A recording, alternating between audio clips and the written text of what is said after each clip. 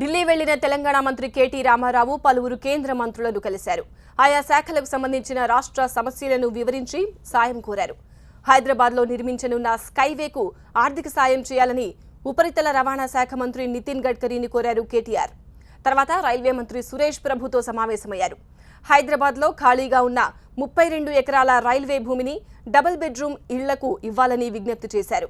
కేంద్ర మంత్రుల నుంచి సానుకూల స్పందన వచ్చినట్లు వివరించారు తెలంగాణ మంత్రి కేటీఆర్.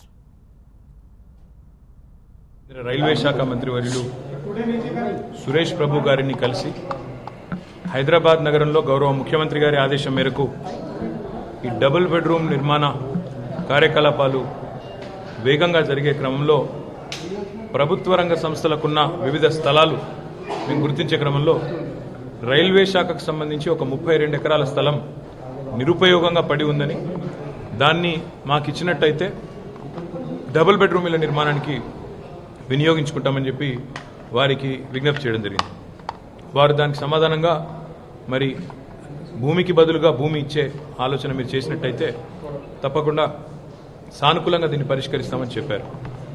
రైల్వే శాఖ ఆధ్వర్యంలో హైదరాబాద్ పరిసరాల్లోనే ఒకవైపు చెర్లపల్లి, మరోవైపు నాగులపల్లి ప్రాంతాల్లో ఆయా ప్రాంతాల్లో ఉండే స్టేషన్ల, టెర్మినల్ల విస్తరణ కార్యక్రమం ఉంది కాబట్టి వారు అక్కడ మమ్మల్ని ఇప్పటికే రాష్ట్ర ప్రభుత్వం నుంచి ల్యాండ్ అడుగుతా ఉన్నారు కాబట్టి దానికి బదులుగా ఇది తీసుకున్నట్టయితే, ఇది మాకు ఇచ్చినట్టయితే బాగుంటుందనే ఒక అభిప్రాయాన్ని వారికి ముందు పెట్టినప్పుడు ఈ అంశాన్ని ఒక 2 వారాల్లో పరిష్కరించాలని చెప్పి సంబంధిత అధికారులకు వారు ఆదేశాలు ఇచ్చారు.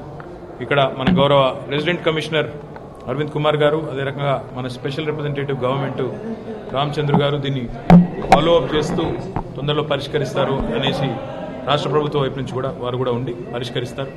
దాంతోపాటు ఈరోజు మన కేంద్ర ఉపరితల రవాణా శాఖ మంత్రి నితిన్ గడ్కరీ గారిని కూడా కలవడం జరిగింది. హైదరాబాద్ మహానగరంలో ఉండే జాతీయ రహదారులు ఏవైతే ఉన్నాయో ఆ జాతీయ రహదారుల విషయంలో ముఖ్యంగా వరంగల్ వైపు ఉన్న, ఉప్పల్ టు వరంగల్ వైపు ఉన్న రోడ్ ఏదైతే ఉందో ఒక 1300 కోట్ల రూపాయలతో ఒక స్కైవే నిర్మాణానికి ఏదైతే మనం తలపెట్టామో దానికి ఆర్థికంగా కేంద్ర ప్రభుత్వం మరి ముందుకు వచ్చి ఆ కార్యక్రమాన్ని శాంక్షన్ ఇచ్చి, అనుమతి ఇచ్చి మరి టేకప్ చేయాల్సిందిగా కోరడం జరిగింది.